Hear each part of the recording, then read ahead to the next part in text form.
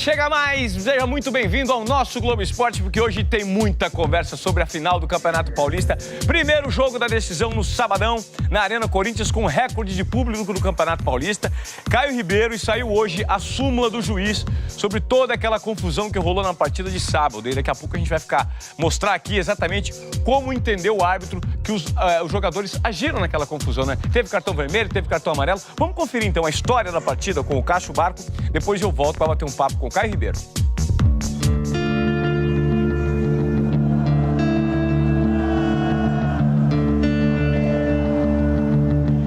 Não foram só duas equipes de 11 jogadores, cada uma, que entraram em campo. Foram duas camisas pesadas. Foram 100 anos de histórias, de decisões e de rivalidade em derbys entre Corinthians e Palmeiras. Por isso tudo, quando os jogadores pisaram no gramado, a arena, lotada, com o maior público do Paulistão, já fervia o espírito do clássico. Ninguém tá pra brincadeira em uma final de Paulista, ainda mais uma entre Corinthians e Palmeiras. O sangue no olho. Parece até uma disputa simples pela lateral no primeiro minuto do jogo. E já tem o primeiro tapa pra lá, tapa pra cá. Imagine então como ficam os ânimos dos presentes quando o visitante faz um gol e uma desatenção da defesa logo aos 6 minutos. Bola pro gol!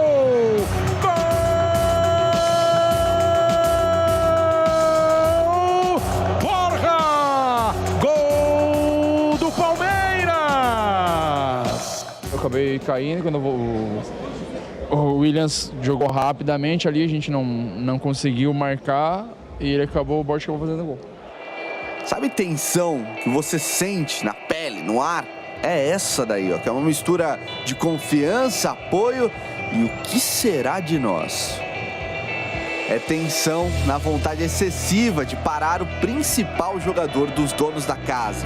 Rodriguinho foi anulado pelo esquema de Roger Machado e pela vontade dos palmeirenses de segurar uma vitória que não vinha há 4 jogos contra o rival.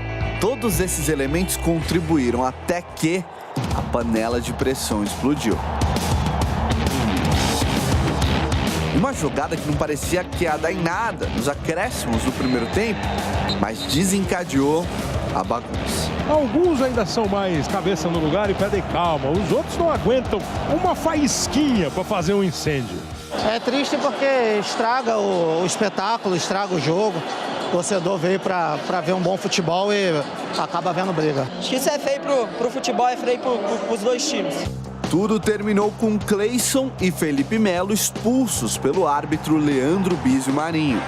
E na hora que eu tava no meio da confusão, ele que veio me empurrar, tem os lances aí, eu não coloquei a mão em ninguém. Essa imagem mostra que o jogador do Corinthians se aproveitou da discussão e deu a primeira no rival. Nesse meio tempo ele veio pra cima de mim e me dar um soco, ou seja, é óbvio que é pequeno, eu me defendi, coloquei a mão justamente para manter a distância dele.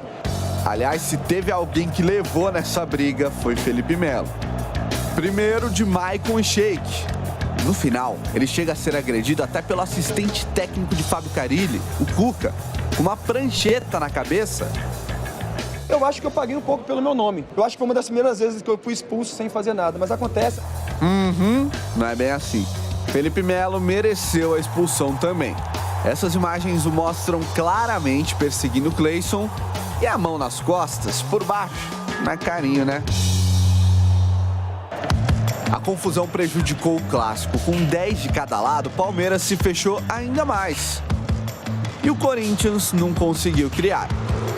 Esses chutes de Maicon e Rodriguinho foram as melhores chances do segundo tempo. Chegada do Rodriguinho, cai Jailson e faz a defesa. O árbitro passou a coibir qualquer dividida mais forte com cartão amarelo. Foram 10 no total e o jogo ficou chato. Eu acho que foi um jogo muito parado. Tiro de meta, falta, né? Muita conversa assim dentro de campo. É isso assim que eu fiquei com essa impressão. Taticamente, o primeiro duelo entre os técnicos foi vencido por Roger Machado. O gol logo no início nos deu, como eu disse, nos deu o tom de como reforçou a nossa estratégia né, de marcar as principais ações do Corinthians, e eu acho que a gente conseguiu com êxito. Assim, o Palmeiras garantiu uma vantagem importante, mas que deixa o título ainda longe de um dono num clássico imprevisível como esse. Porque após o apito final, a tensão segue nas lágrimas, no recado da torcedora.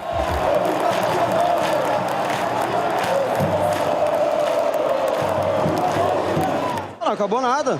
Tem muita coisa pela frente ainda. São mais 95 minutos, 94, depende do que o juiz for dar. Mas tem bastante coisa pela frente ainda. Tem mesmo, porque um Corinthians e Palmeiras não acaba quando os times saem de campo. Continua nas entrevistas, na cabeça do torcedor que não pensará em outra coisa essa semana. Porque um Corinthians e Palmeiras dura, pelo menos até o próximo Palmeiras e Corinthians.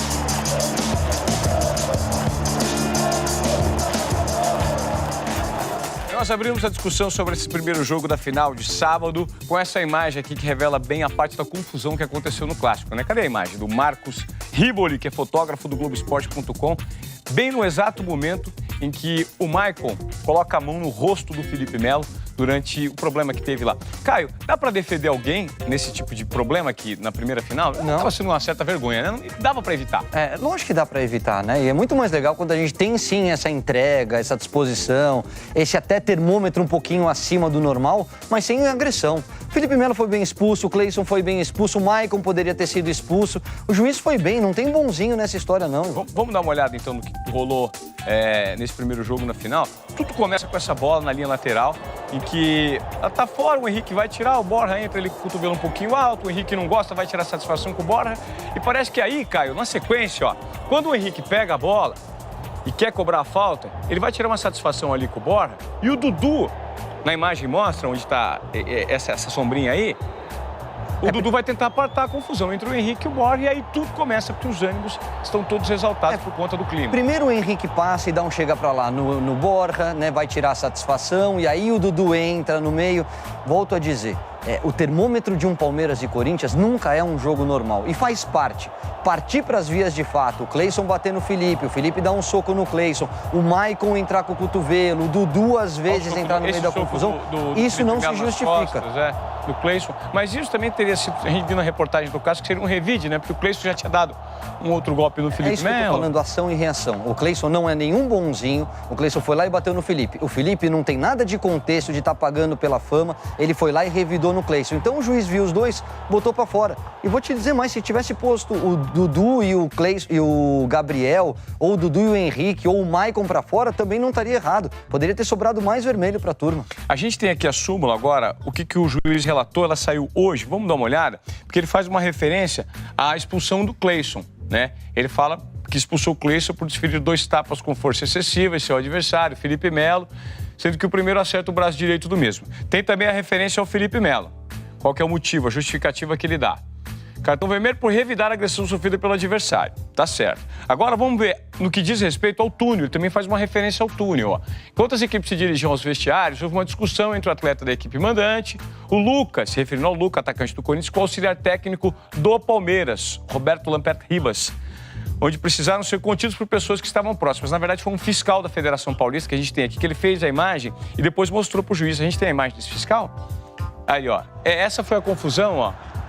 E aí, dá a entender também que nessa confusão, ó, sobra um chute. Parece que o Pedro Henrique tenta chutar. Eu não sei se acerta o auxiliar técnico do Roger, mas essa confusão aconteceu na saída do túnel, né? E tudo isso foi relatado na súmula. E tem, inclusive, algo que ele relata também, referente aos objetos que foram arremessados no campo quando os jogadores saíram.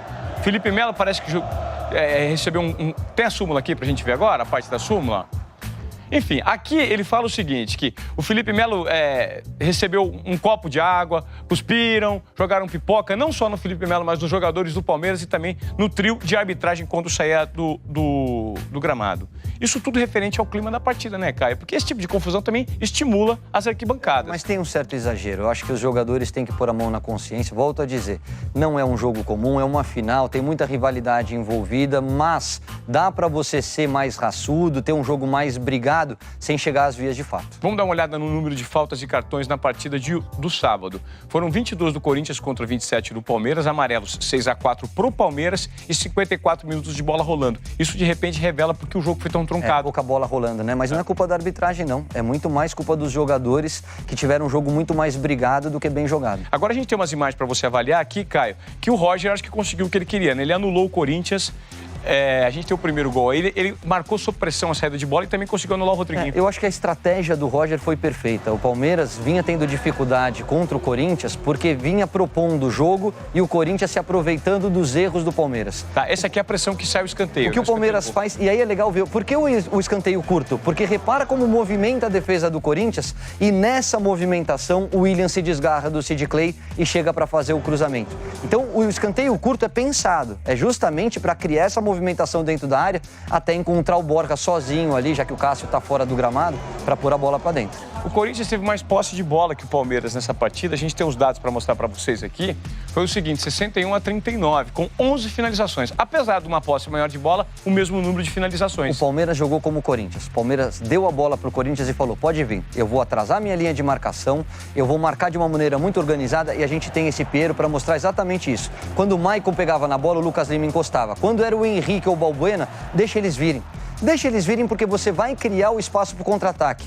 Olha as duas linhas de 4 do Palmeiras, até às vezes 4 e 5, deixando só o Borja lá na frente. E uma posse de bola sem produtividade. O Corinthians não encontrou o momento do passe e não conseguiu transformar esse domínio em chances claras de gol. Por quê? Porque carece muito de um centroavante. O time do Corinthians é organizado, o time do Corinthians é competitivo, mas nos jogos grandes, um substituto para o Jô está fazendo muita falta. Está sem poder de fogo o time do Corinthians.